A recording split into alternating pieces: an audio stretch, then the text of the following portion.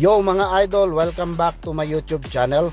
Boxing update, breaking news, Ryan Garcia positive sa ginawang drug test ng taga VADA. Ayon sa opisyalis ng taga VADA, kinunan umano si Ryan Garcia ng sample bago ang laban at pagkatapos ng laban.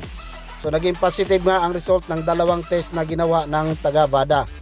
Pinabulana naman ito ni Ryan Garcia na hindi totoo ang kumakalat na balita. Malinis daw ang kanyang konsensya at hindi siya nagdudroga sa panahon na lumaban siya kay David Haney. Sadyang may mga tao lang talaga na hindi daw matanggap ang kanyang pagkapanalo. At bakit daw ngayon lang lumabas ang resulta? Dapat nung una pa lang daw ng drug test, kung positive siya, dapat din na siya pinalaban kay David Haney.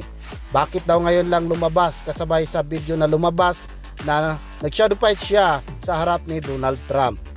So maraming ang nag-react at dismayado sa lumalabas na balitang ito tungkol sa pagiging positive sa droga ni Ryan Garcia.